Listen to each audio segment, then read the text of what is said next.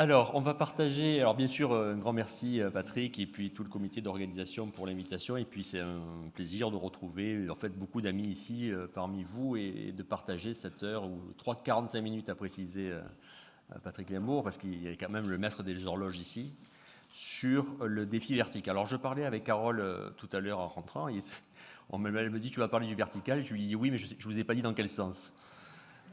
Donc j'espère ne pas descendre trop bas dans les profondeurs et qu'on va pouvoir un peu s'élever ensemble sur cette présentation. Alors le vertical, c'est un sujet, pourquoi? Parce que ça concerne beaucoup de nos patients et que chacun de nos patients veut bien entendu retrouver ça, ce que vous voyez sur l'écran, c'est-à-dire une organisation d'une composition dento-gingivale parfaite avec des collets bien positionnés, des dents bien positionnées.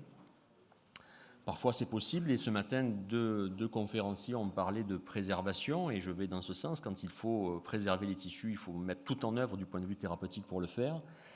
Mais parfois les tissus sont plus là, ou ils vont disparaître pour de multiples causes, qu'elles soient infectieuses, accidentelles. Et du coup, on doit mettre, nous, praticiens, en œuvre des stratégies qui sont parfois différentes. Il est évident qu'on ne peut pas utiliser la même technique pour tous les patients, parce que tous les patients sont différents. Si on compare la photo du haut avec la photo du bas, vous comprenez qu'on n'est pas du tout sur le même match. Il y a d'un côté le match de la préservation qu'il faut mettre en œuvre, et de l'autre côté le match de la reconstruction qu'il faut aussi pouvoir mettre en œuvre. Alors effectivement, et je l'ai souligné, Patrick l'a souligné dans son introduction, je viens de la prothèse. Et c'est parce que je viens de la prothèse que à peu près 99% de mes communications depuis à peu près 25 ans s'appellent régénération prothétique guidée. Régénération prothétique guidée, ça veut dire que tout le sens de la reconstruction, qu'elle soit osseuse, gingivale ou prothétique, va dans le projet de prothèse qui aura été établi au départ. Et l'erreur que moi je vois le plus souvent, que je peux être moi-même amené à faire et puis que je constate, c'est qu'on se trompe parfois entre les objectifs et les moyens. Un guide chirurgical, une greffe osseuse, une greffe de gencive, tout ça c'est des moyens. En revanche, là où il ne faut surtout pas se tromper, c'est vraiment sur le projet de départ et ce qu'on va en faire. Le projet thérapeutique et sa transformation en prothèse d'usage. Et ça fait en fait la colonne vertébrale qui va orchestrer toute la thérapeutique, et dans les parties chirurgicales et dans les parties prothétiques.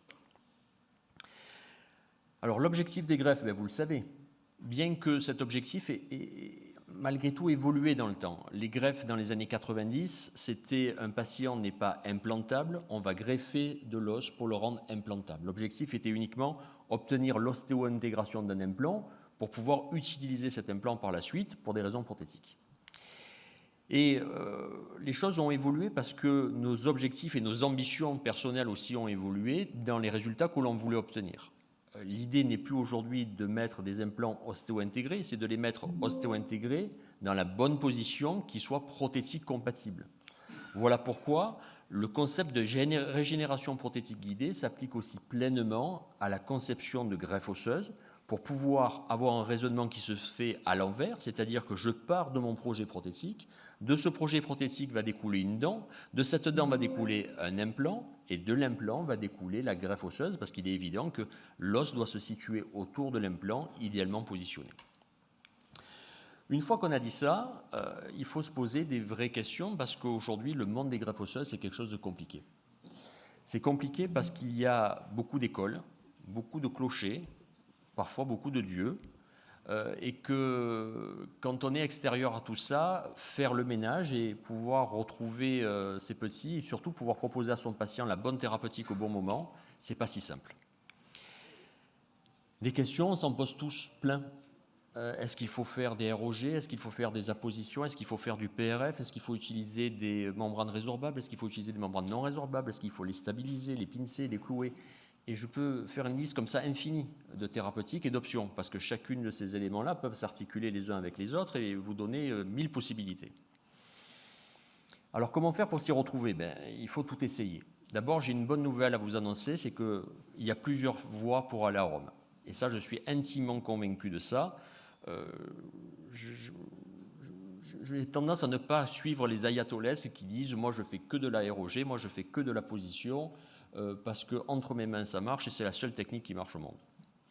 Je vais vous montrer dans cette présentation, et j'ai fait exprès de l'articuler comme ça, plein de techniques, plein de façons de faire, et pour autant des résultats. En revanche, il y a quelque chose qui est commun à toutes les techniques. Et cette chose commune, vous l'avez devant les yeux. D'ailleurs, s'il y a une diapo que vous devez retenir dans toute la présentation, c'est celle-là. C'est les 3 facteurs qui font qu'une greffe osseuse va marcher ou ne pas marcher. Dans ces premiers facteurs, vous avez la vascularisation. Le deuxième facteur, c'est la stabilisation du greffon. Et le troisième facteur, c'est la présence d'éléments inducteurs du point de vue osseux. Sans ces 3 éléments-là, aucune greffe osseuse ne peut marcher. Et vous retrouvez dans ces 3 éléments-là aussi bien les techniques d'apposition que les techniques de ROG, que les techniques qui utilisent des biomatériaux stabilisés de manière différente. Tous ont ce socle commun que vous voyez ici, que sont la vascularisation, la stabilisation et la présence d'éléments inducteurs qui va permettre de recréer de l'os. Alors, bien entendu, des défauts osseux, on en côtoie plein dans nos cabinets, surtout quand on a des activités spécialisées où les patients sont référés pour ça. Et les causes de la perte de la dent vont déjà impliquer d'abord un certain niveau de résorption et puis surtout renseigner sur déjà les procédures à mettre en place pour pouvoir reconstruire. Alors on a parfois affaire au postérieur, on a parfois affaire aux antérieurs, on a parfois affaire au maxillaire et parfois à la mandibule. Et déjà, il faut comprendre que toutes les techniques que je vais vous montrer peuvent s'appliquer partout, quel que soit le secteur d'arcade. Et pourtant, on va arriver en fin de présentation avec, pas des recommandations, mais vous dire ce que moi je privilégie dans certains secteurs par rapport à d'autres.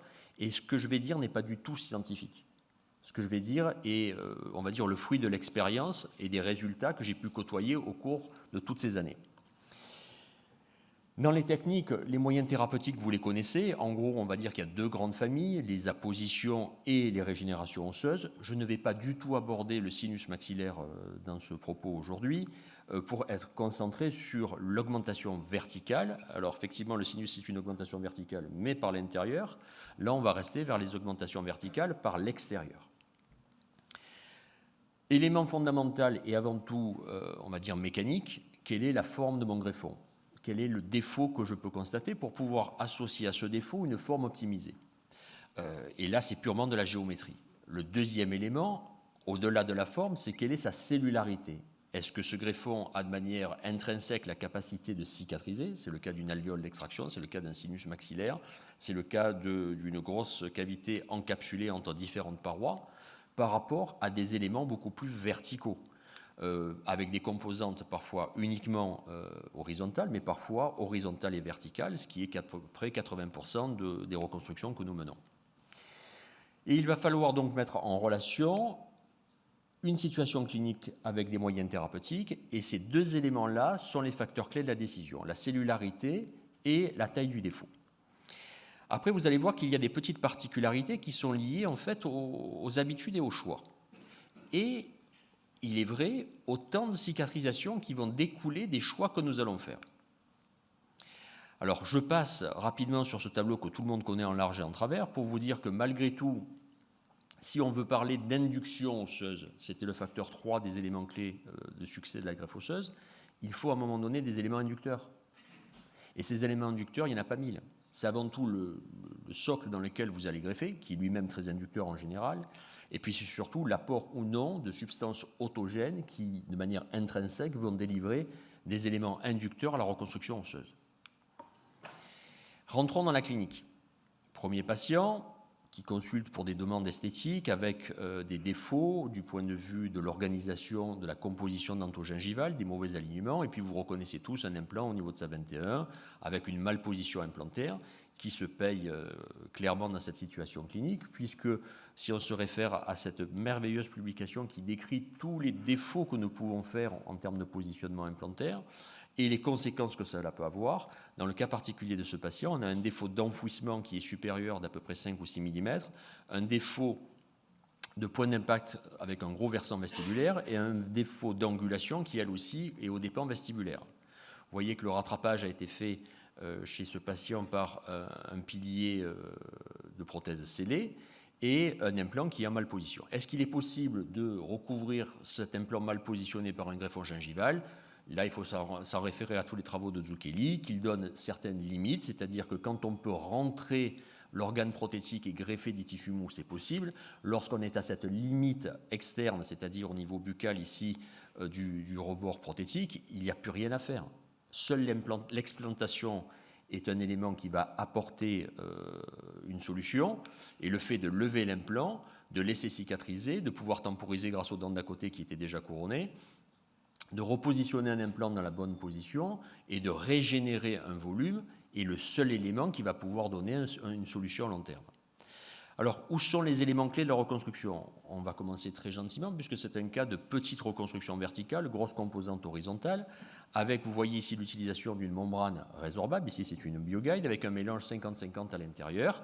Et vous allez voir que dans le secteur antérieur, ce que je systématise de manière, on va dire, quasi courante aujourd'hui, c'est non plus l'utilisation de vis de couverture, mais l'utilisation de piliers de cicatrisation un peu plus haut.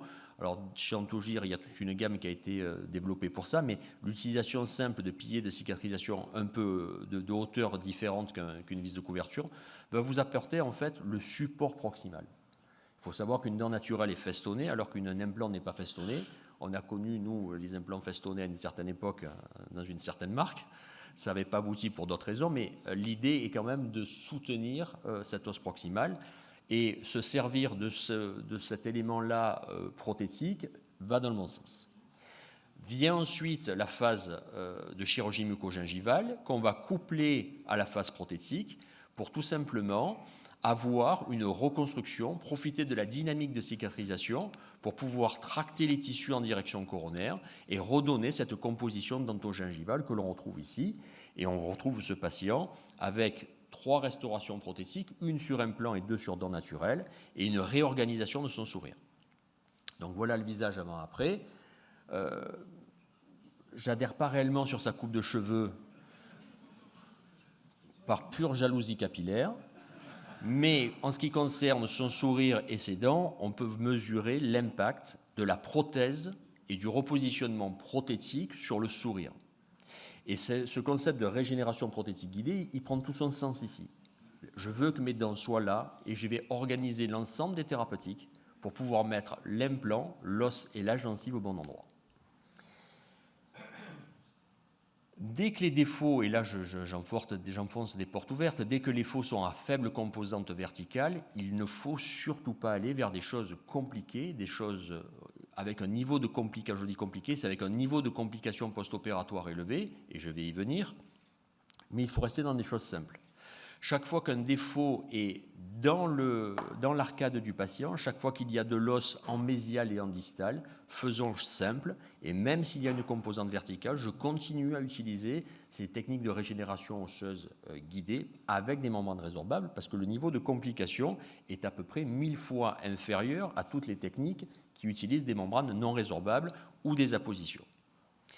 Donc ici, un deuxième cas clinique avec la même philosophie, un mélange 50-50 ou 70-30, enfin ce que vous voulez, pour pouvoir regagner le volume perdu, stabiliser, et ça c'est le secret, on retrouve ici les différentes composantes, la vascularisation.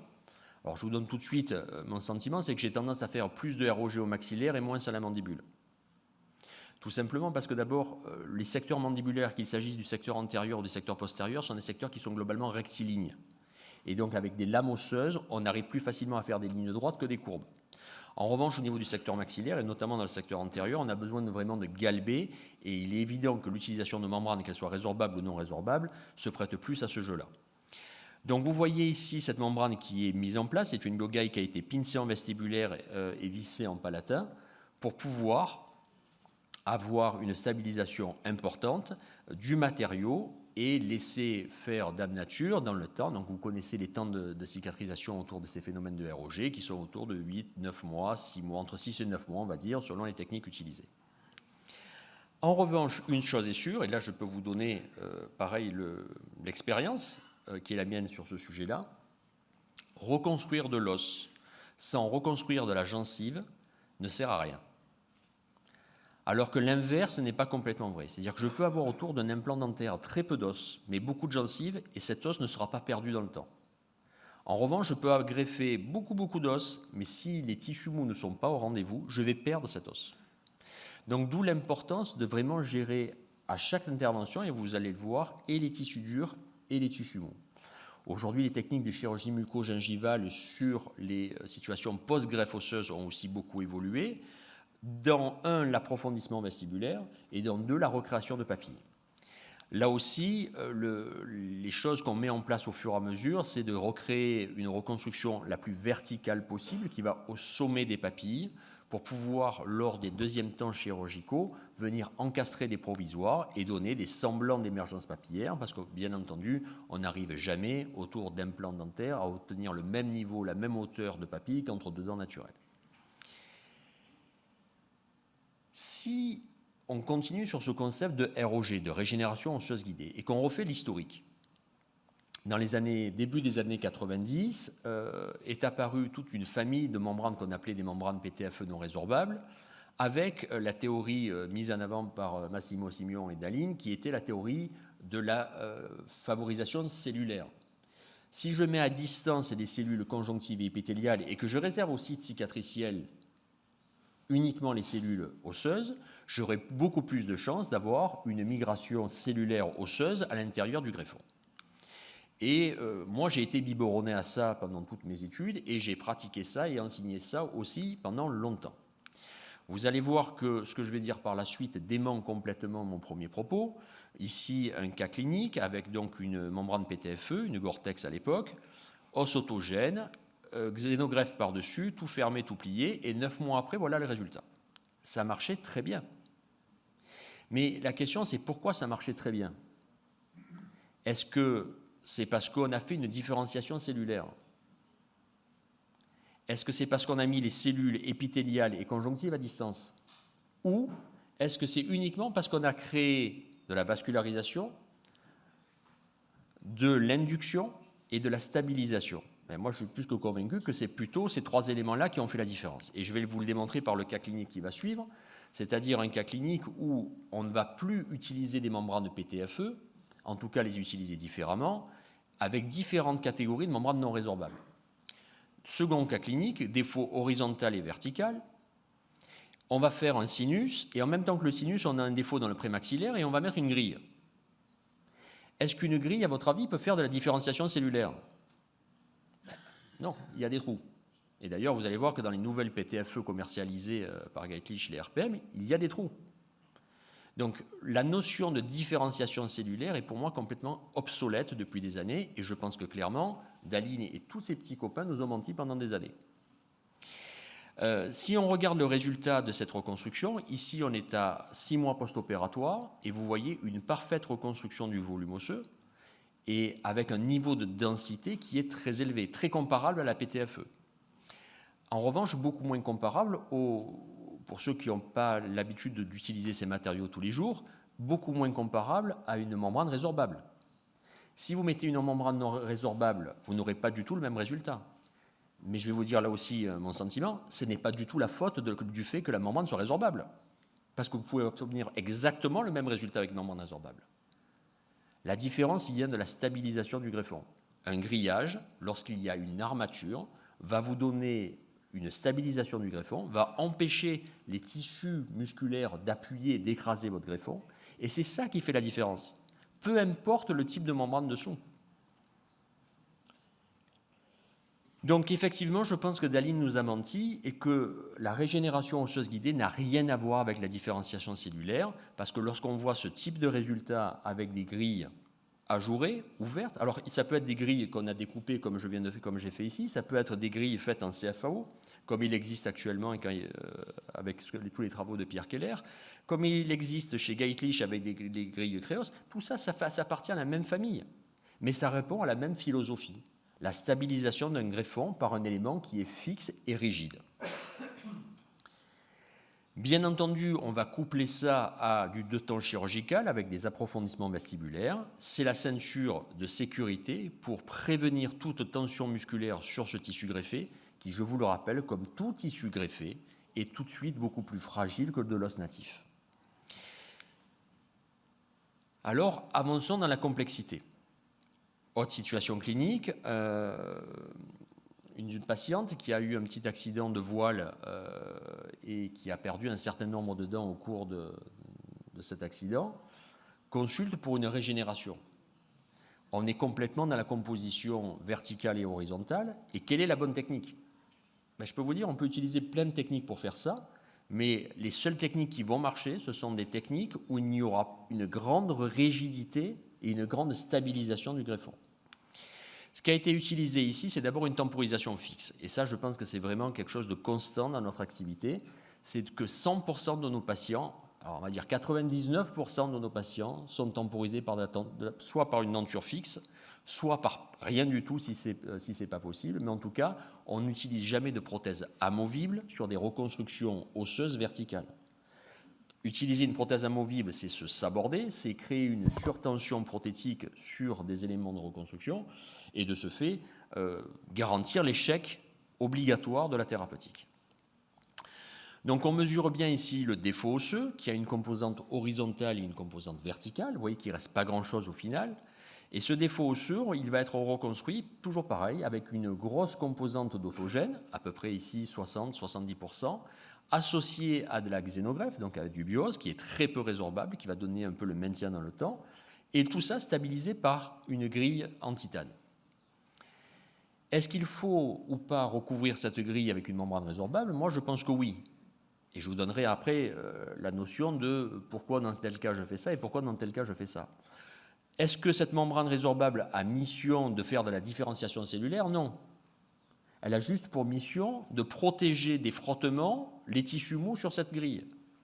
Parce qu'il n'y a rien de plus dangereux que lorsqu'on utilise des matériaux type membrane non résorbables que d'avoir la seule complication réelle et sérieuse qui s'appelle l'exposition. Donc vous voyez ici à 8 mois post-opératoire le gain osseux.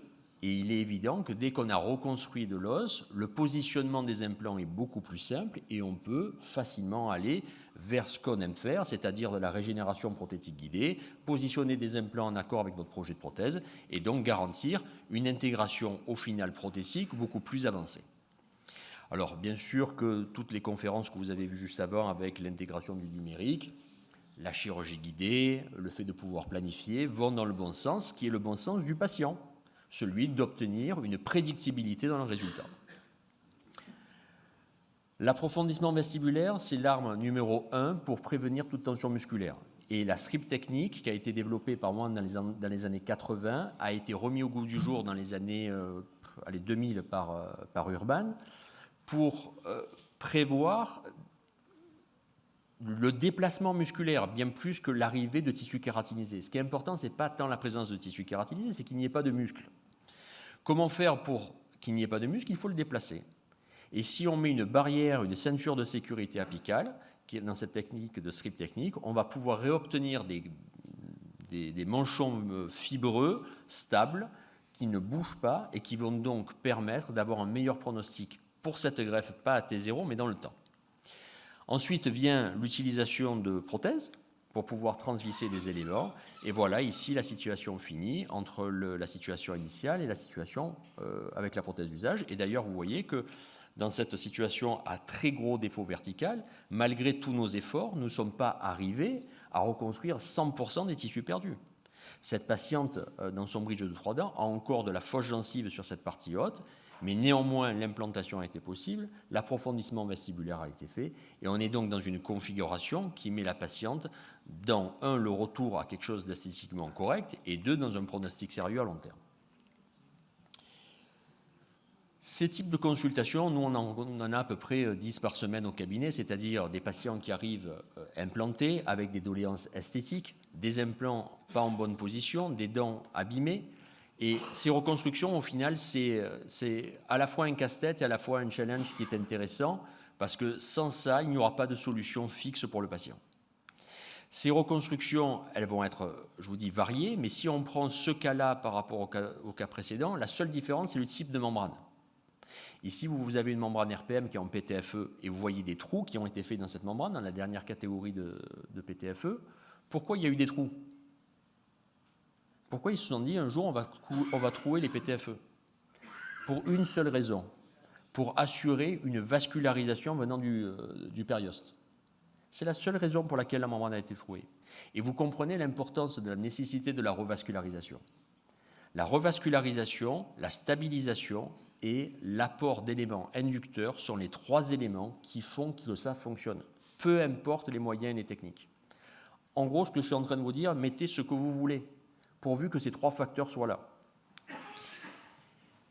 Bien sûr que dans stabilisation, il y a la notion de fixité et qu'il faut fixer ces éléments. Comment on fait pour fixer des membranes? On a à notre disposition des clous, on a à notre disposition des vis, on a à notre disposition des sutures, et c'est ces éléments-là qui vont donner la stabilisation nécessaire dans le temps.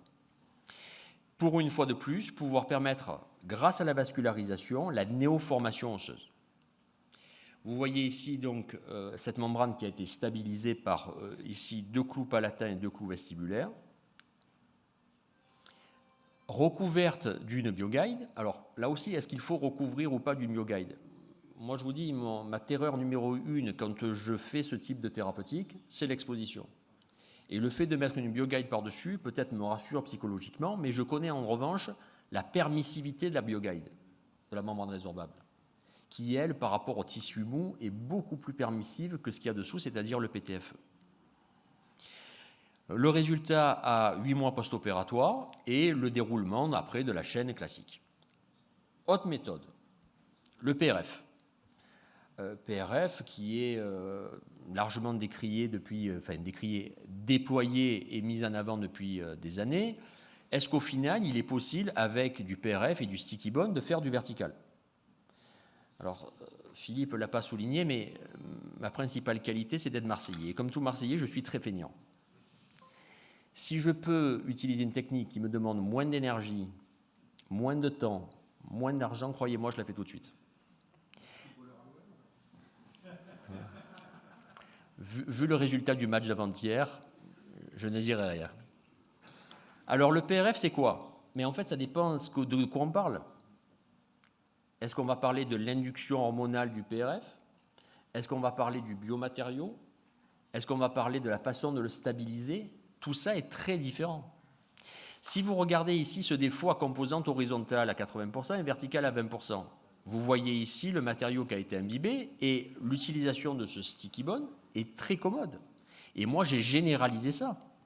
Parce qu'il est bien plus commode pour moi d'utiliser un matériau aggloméré qu'un matériau qui part en 1000 morceaux quand je mets un coup de soufflette ou un coup d'eau. C'est une évidence.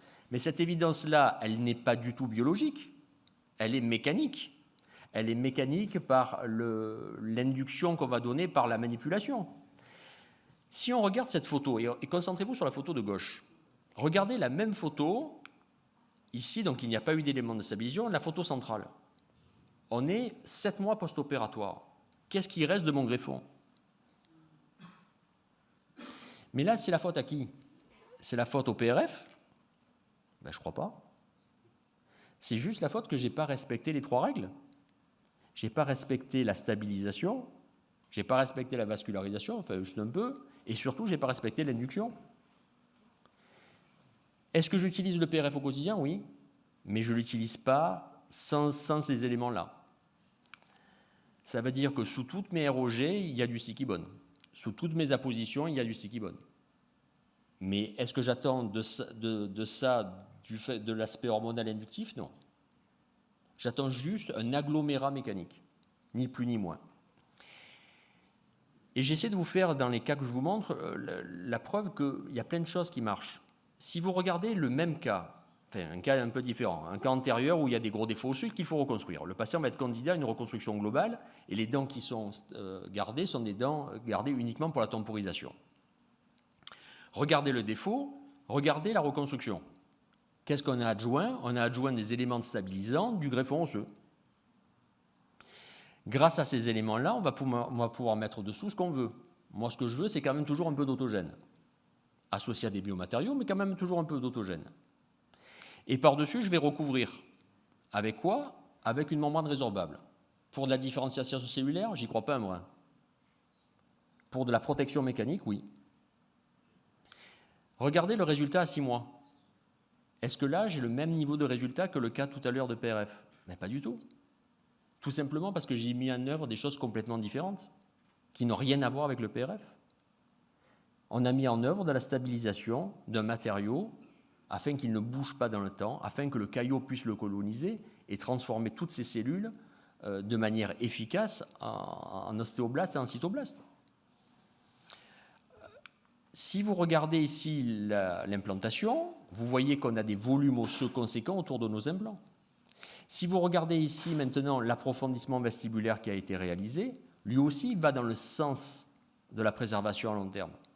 Et ces approfondissements vestibulaires, c'est toujours pareil, c'est ces strips techniques qui sont utilisés de manière quasi constante dans le cabinet pour pouvoir réapprofondir les vestibules et donc garantir un niveau de sécurité musculaire autour de nos implants.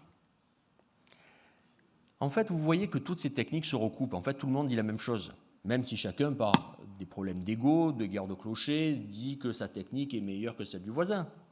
Mais l'intérêt de nous, chirurgiens dentistes et les gens qui pratiquent l'implantologie, c'est pas ça. L'intérêt, c'est d'utiliser la bonne technique au bon moment pour la bonne personne, quels qu'en soient les moyens. Et il est parfois beaucoup plus simple d'aller récupérer une petite carotte osseuse quand vous faites ce type d'intervention que de mettre en place une ROG non résorbable. Pour la première raison, c'est que ça ne vous coûte rien. La deuxième raison, c'est que c'est beaucoup moins invasif. Et la troisième raison, c'est que vous diminuez le risque d'exposition par 1000. Regardez simplement comment les choses se réalisent. Une carotte osseuse est prélevée, c'est la technique qui a été décrite par Fouad, moi je n'ai rien inventé.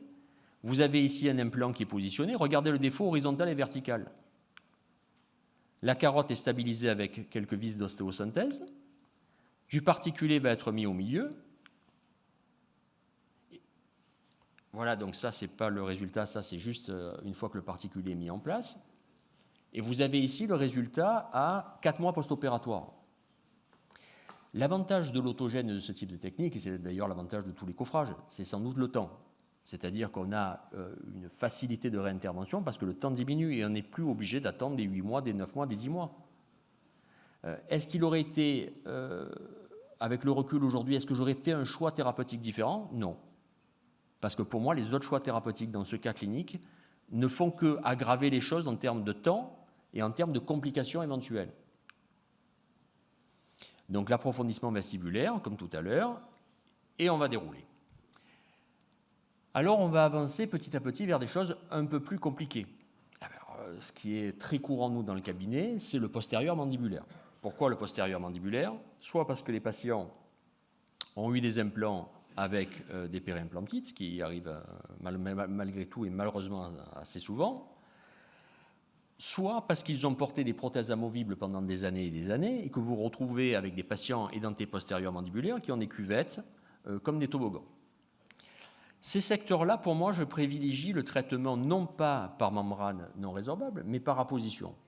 Pourquoi? Parce que ce sont des secteurs qui sont droits, qui sont faciles à instrumenter avec des prélèvements ramiques, et avec une lame occlusale et une lame vestibulaire, on arrive à reconstruire facilement le volume. Est-ce qu'il est possible d'avoir le même résultat avec de la ROG non résorbable? Oui, je peux vous montrer des dizaines de cas. Est-ce qu'il est plus commode de le faire comme ça? Je ne pense pas, parce que le risque d'exposition est supérieur et que la mise en œuvre n'est pas forcément si évidente. Donc vous voyez ici un coffrage qui globalement est une lame autogène prélevée dans la zone ramique qui a été séparée en deux, un volet occlusal et un volet vestibulaire, et qu'au milieu on a mis du particulé.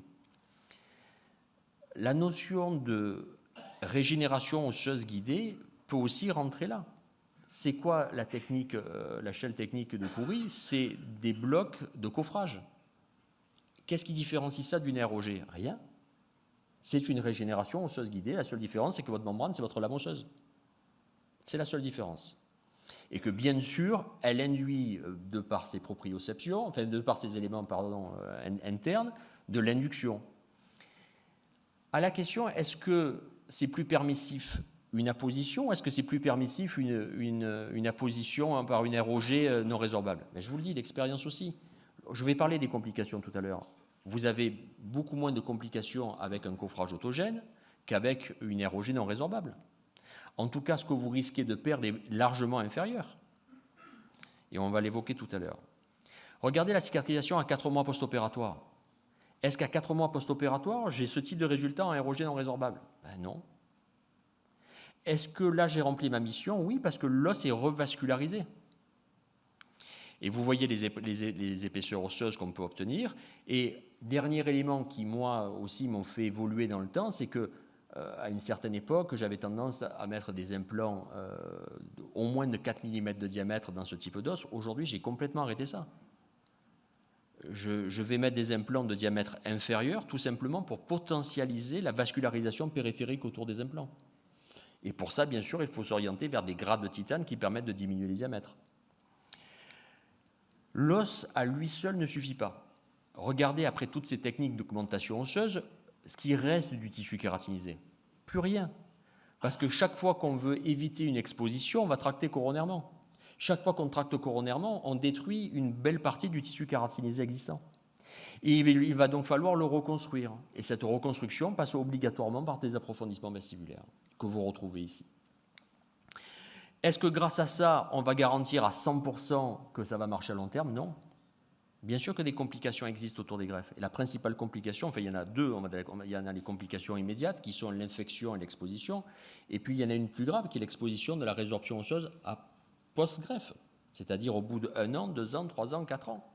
Et là-dedans, il y a des choses qu'on explique et il y en a qu'on n'explique pas. Mais en tout cas, il est évident que si dès le début, on repositionne les tissus mous où il faut, si dès le début, on reconstruit des volumes osseux qui sont revascularisés, ben je ne peux pas vous dire qu'on évite ce risque-là, mais en tout cas, on le diminue grandement.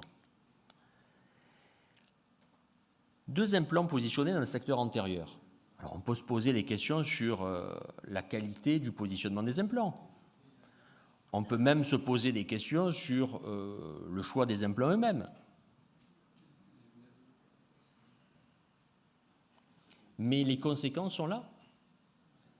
Une patiente qui brosse ses dents, qui se nettoie, qui a une hygiène correcte. Quelle est l'autre alternative que l'explantation? Aucune. Personne ne sait reproduire de l'os autour d'un implant en titane. Oui, dans certains catalogues de biomatériaux, ça vous voyez. Vous prenez du titane, vous mettez un biomatériau non vivant sur une surface non vivante, vous mettez une membrane non vivante et ça fait de l'os. On a tous vu ça. Je ne suis pas le seul à avoir essayé, rassurez-moi. Donc on fait quoi? Eh bien on va explanter. Regardez le défaut osseux une fois qu'on a explanté. C'est quoi les alternatives? La prothèse partielle amovible? C'est quoi En fait, ce qu'il faut prendre, ma façon de réfléchir vraiment aujourd'hui, c'est qu'est-ce qui va faire prendre le moins de risques pour le patient. Alors c'est sûr que ne pas intervenir, c'est ce qui va faire prendre le moins de risques pour le patient, mais ce n'est pas son souhait, parce que cette patiente, elle veut quand même des dents fixes. Donc en gros, j'ai le choix obligatoirement sur des techniques verticales, parce qu'on est dans le vertical. Dans le vertical, quels sont les 2 choix possibles? Soit la position, soit la membrane non résorbable. Il n'y a pas autre chose. Mettez du PRF seul ici, vous allez voir ce qui se passe. Voilà le choix qui a été fait, le choix d'une apposition verticale. Et je peux vous dire qu'aujourd'hui, on dépasse tous les jours les niveaux de verticalisation de greffe. À une certaine époque, on disait on peut gagner 4, 5 mm. Il y a des situations aujourd'hui, on va gagner 12, 13 mm. Et honnêtement, je suis plus que convaincu que l'os autogène dans cette technique de coffrage est dans ces cas-là très graves, très avancés, de forte résorption, celui qui est le plus permissif. On peut obtenir un résultat avec une membrane non résorbable, mais avec un niveau de risque d'exposition qui est colossal. Vous avez ici des tensions liées aux tractions labiales, des tensions liées aux tractions linguales, et que si le greffon s'expose, vous allez perdre, si c'est du non résorbable, 100% du greffon. Si c'est du résorbable, si c'est de l'autogène en bloc, peut-être qu'une partie, et c'est pas sûr. Donc vous voyez ici la partie verticale et vous voyez encore cette notion de comblement. Et ce qu'a apporté Khoury dans cette technique-là depuis des années, c'est de dire que globalement, l'os extérieur, le coffrage, va sans doute se résorber.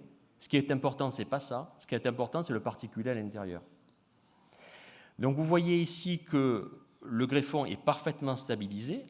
La difficulté de l'autogène, surtout dans un segment antérieur qui est de grande étendue, c'est de donner des courbes, parce que quand on a des lignes droites, c'est compliqué d'en faire des courbes. C'est pour ça que la partie antérieure a été fractionnée, pour pouvoir prendre le virage antérieur, et tout va être refermé. Ici, vous voyez le résultat à 4 mois post-opératoire. Vous voyez le résultat de cicatrisation en 15 jours post-opératoire après la greffe. Vous avez ici le résultat à 4 mois post-opératoire. Est-ce qu'une autre technique m'aurait permis d'avoir ça? Honnêtement, je ne pense pas. Est-ce qu'une autre technique aurait pu faire pareil? Oui. La ROG membrane non résorbable aurait pu faire pareil. Mais avec un niveau de risque d'exposition, à mon sens, 10 fois supérieur. Grille ou PTFE, pareil. Que ça soit grille ou PTFE, pour moi, j'ai le même niveau de complication et d'exposition. Est-ce qu'on peut généraliser ces cas à des cas sévères? Et on va finir par 2 cas, je vois le chrono, donc on va finir par 2 cas qui se ressemblent mais qui vont dans la même direction. Ces patients, ils sont demandeurs de sourire. Pour la petite histoire, lui, c'est le commentateur de l'OM. Il est dans le stade, c'est lui qui crie, qui pleure de temps en temps, mais souvent il crie.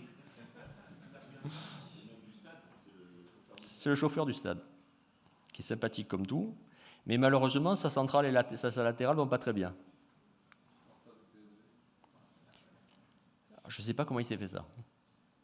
Donc, première étape, on va extraire les dents. On va reconstruire partiellement les tissus mous pour ne pas perdre le tissu kératinisé et on va se retrouver face à un défaut. Ce défaut, vous l'avez compris, plus il y a une composante verticale, plus j'ai tendance à aller vers cet autogène. Cet autogène qui va apporter énormément de cellularité, et beaucoup d'induction et qui va être le cœur du greffon. Si vous regardez la revascularisation d'un greffon, pourquoi il ne faut pas mettre des blocs? Pourquoi pendant des années, les gens qui mettaient des blocs perdaient 80% du bloc? Parce que la revascularisation d'un bloc, elle n'est pas bonne du tout. C'est 0,05 mm par jour comparé au spongieux, à 0,5 mm par jour. On est 10 fois plus rapide avec le spongieux qu'avec le cortical. Et cette notion de base vous fait comprendre pourquoi le particulé est la clé du succès. Et ça, c'est aussi vrai dans le secteur antérieur que dans le secteur postérieur. Si vous regardez ici ce secteur mandibulaire, de la même façon, qu'est-ce qu'on a tendance à faire dans le cortical? C'est des stimulations endostées pour faire signer. Même si ce n'est pas prouvé dans la littérature que l'efficacité des stimulations endostées est quelque chose d'une vraie valeur ajoutée. Moi, je peux vous dire qu'il n'y a pas un secteur mandibulaire cortical où je ne fais pas de stimulation endostée. Parce que même si ça n'apporte rien, ça ne peut pas faire de mal. En revanche, pourquoi j'ai plutôt tendance à faire des ROG maxillaires et des appositions mandibulaires? Parce que l'os maxillaire, il est 10 fois plus vascularisé. Donc je n'ai pas la même problématique au maxillaire qu'à la mandibule. Donc ici, vous voyez cette composante horizontale et verticale, avec la même technique, le coffrage, et vous voyez ici la photo à 4 mois post-opératoire. Tissu dur, toujours travailler avant les tissus mous. Ça, c'est systématique, il ne faut jamais travailler les tissus mous avant les tissus durs. Il faut le faire dans ce sens-là, d'abord les tissus durs, après les tissus mous. Vous voyez une fois de plus la systématisation de l'utilisation de piliers de cicatrisation hauts pour pouvoir prévenir la stabilisation de l'os interimplantaire, l'approfondissement vestibulaire. Et vous voyez que grâce à ces techniques verticales, on arrive à reconstruire sommet de papille.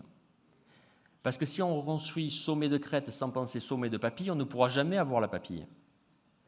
Cette papille ne peut s'obtenir que par soustraction et non pas par addition. Voilà pourquoi les implants sont mis avec une chirurgie minimalement... La phase 2 est faite avec une chirurgie minimalement invasive qui est ici juste deux petits rouleaux et la temporisation immédiate directement connectée sur les implants. Et là, c'est le festonnage gingival, c'est le jeu du provisoire qui va donner les émergences que vous connaissez. Et donc, ce patient qui va être livré à son correspondant avec cette configuration-là. Rappelez-vous de la situation de départ. Alors, le vertical, c'est haut et parfois on se brûle. Parce qu'on veut regarder toujours plus haut. Toujours plus haut, ça peut être ça. Un défaut horizontal-vertical. Regardez latéralement le défaut. La patiente a 38 ans. Il y a des enjeux majeurs de reconstruction, parce qu'à 38 ans, c'est légitime de vouloir tout retrouver. Alors, pour moi, je le répète, ces situations d'autogène sont la clé de voûte. Utilisées dans des situations de gros défauts aussi avancés que celui-là, où vous n'avez même plus la base du volume osseux. Vous savez qu'on a parlé de cellularité tout à l'heure et de nombre de parois. C'est-à-dire qu'en général, il reste au moins la paroi du bas. Sur ce cas-là, on est en contact des fosses nasales. C'est-à-dire qu'il y a une poutre osseuse qui a été supprimée au milieu. À part l'autogène, clairement, je suis plus que convaincu qu'il est impossible de solutionner des cas aussi avancés. Seul l'autogène permet de recréer des renforts, des boîtiers osseux, qui vont pouvoir être, 1, revascularisés, 2, stabilisés efficacement, et 3, donner un résultat, ici, à 4 mois post-opératoire.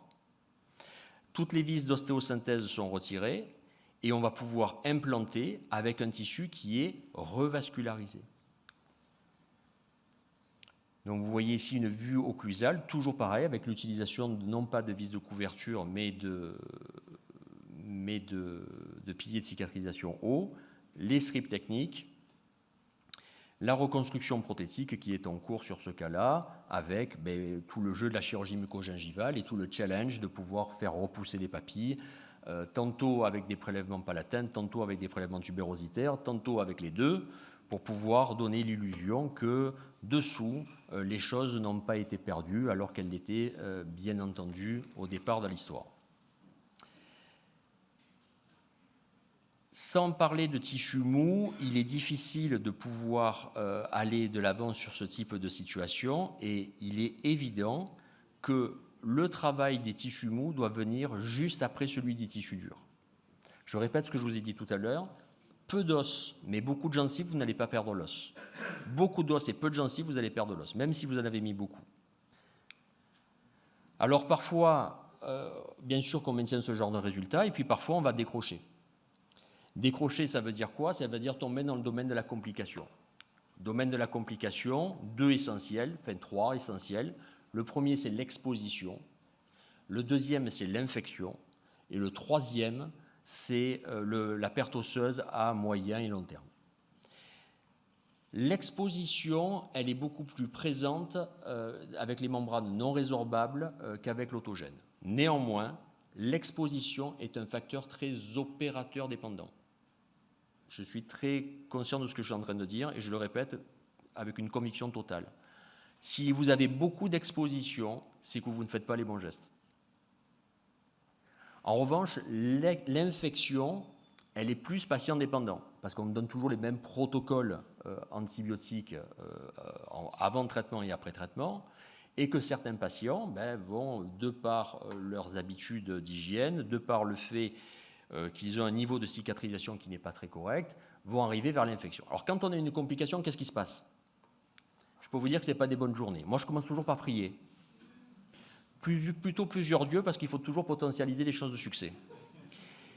Et derrière, il faut apporter des solutions.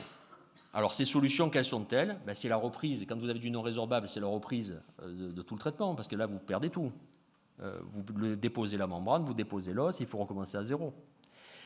Après, si on fait des stats, parce qu'il est important de travailler avec du recul clinique sur son activité, et si je regarde les stats entre 2005 et 2022 de mes infections et de mes expositions, vous voyez qu'avec les appositions, on a eu sur 454 cas, 17 infections, 5 expositions.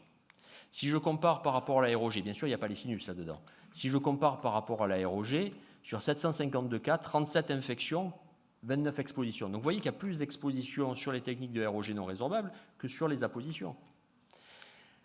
Alors si j'ai, dans les 10 secondes qui me restent, quelques messages à vous faire passer pour éviter de faire les erreurs que moi-même j'ai faites pendant longtemps, c'est d'abord de ne pas greffer un patient qui fume, même une cigarette par jour. Ensuite, de ne pas greffer un patient qui est allergique à la pénicilline. De gérer les tissus mous obligatoirement à 2 niveaux, au niveau de la fermeture et au niveau de l'ouverture. D'utiliser des implants de petit diamètre, plus de titane, moins d'os, moins de vascularisation. Et de gérer d'abord les tissus mous, de gérer d'abord les tissus durs avant de gérer les tissus mous. Je finirai par vous rappeler les clés du succès. C'est la même slide que tout à l'heure, vascularisation, stabilisation et présence de facteurs inducteurs.